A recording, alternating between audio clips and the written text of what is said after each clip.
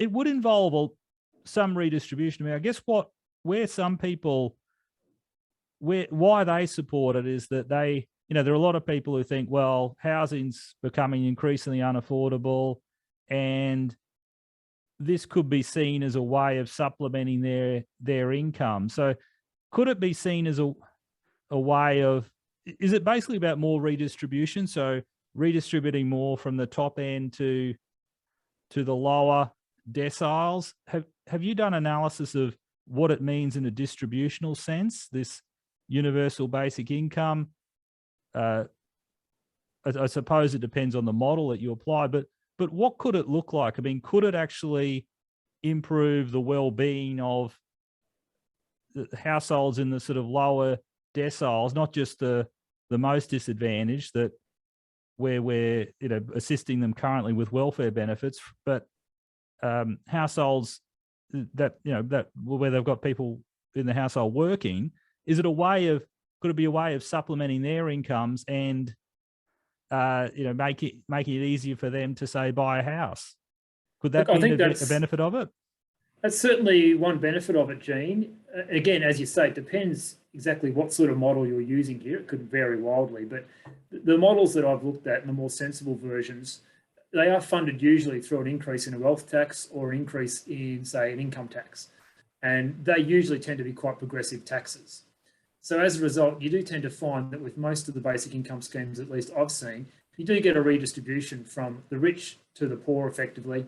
And we end up having income inequality that looks a little bit more like Nordic countries rather than our current system, which is fairly sort of middle of the road, I suppose, similar to the UK and a little bit better than the US, but more closer to the Nordic countries. So you do get that impact. A lot of people are concerned about why would you give, say, $10,000 to someone on $150,000 a year? Well, that's understandable, but they're probably paying even more than $10,000 in tax to fund it because they've got such a progressive system. So that's true. It does redistribute income from the rich to the poor. That's probably one of the positives of it. Right. Okay. Now, what does it mean for those effective marginal tax rates? So you talked about, does it actually reduce them? Is this a way of reducing the impact, or am I on the wrong track here, Ben? Sorry, I think no. So again, Gene, I think it really depends on the model. You could have one model where it would reduce them, one where it would increase them. I think as a general rule, the more money the higher the program costs, the higher the overall EMTRs are for the country. The more churn you have, the more you give, the more you've got to take as well. But having said that, I think what it can do is it probably does lower the effective marginal tax rates for certain groups, particularly low-income groups and, say, single parents, where they do typically have quite high EMTRs, but it would increase the EMTRs for, say, from the middle of the income distribution to the higher end of the income distribution, because they're the people who are funding it. So, for example, I did some modelling with some guys from Macquarie Uni in Sydney, and we had a relatively cheap form of basic income, which is costing about 100 to 120 billion a year. And I think what we found there is you have to increase the marginal tax rates across the board by about 15 cents in the dollar. So that means that, say, the 19 cents becomes 34 cents in the dollar. And so the 45 cents becomes sort of, nearly around 60 cents in the dollar. So obviously for those who are not in the welfare system at the moment, they would have a much higher marginal tax rate. Those who are in the welfare system, probably what we call the withdrawal rates of that basic income were quite small. So you probably have a lower effective marginal tax rate down the bottom end of the income distribution. So it really varies where you are in the income distribution. But I think as a general statement, overall, if you're giving more money out, you're probably going to have a high EMTR across the board. But for certain groups that do face very high EMTRs of, say, 70, 80, 90 cents in the dollar, they probably would come down. Right, okay. It flattens it out across the income distribution is one way of thinking about it, but a little bit higher overall. Okay, I'm just trying to understand how this would work. So it sounds like with some of these, the age pension, it sounds like that's probably at the moment higher than what I was thinking would be a universal basic income, which is sort of in the 15 to 20K range. So does that mean, could there actually be some welfare recipients who would be worse off under some models of UBI?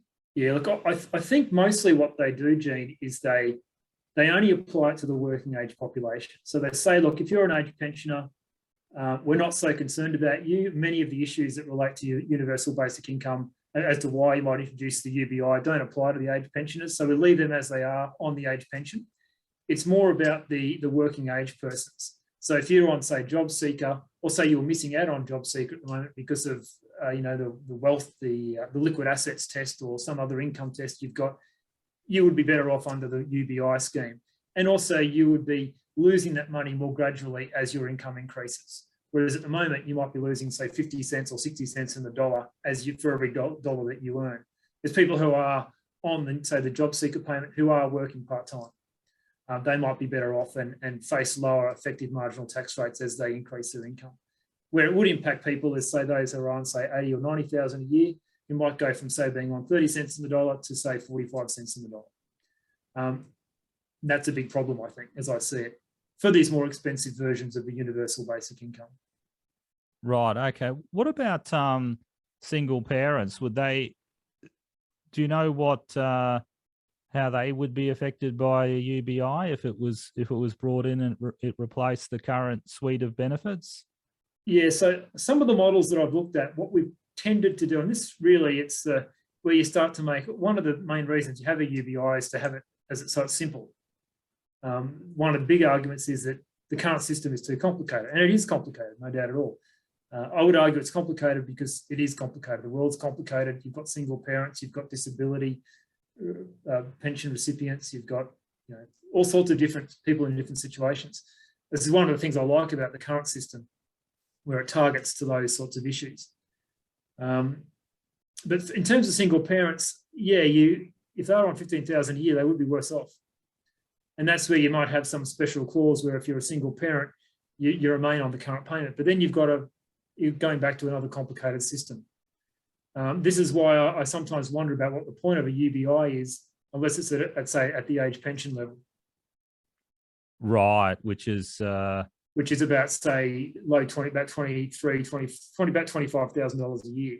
Okay, and is that similar to what the Greens is proposing? That'd be they're about 30,000 a year. 30,000 a year, right? So okay. Where that comes from, Gene, is when the job seeker was increased when we had COVID, it was increased to about $11.15 per fortnight, and I think the Greens have gone along with that number, which is closer to about sort of 29,000 a year or 30,000 a year. I forget the exact figure, which relates to the Henderson poverty line, which is, in my view, a fairly outdated version of it. Was, as you probably recall, Gene, it was constructed by the Henderson review into, I think, poverty in Australia back in the 60s and 70s.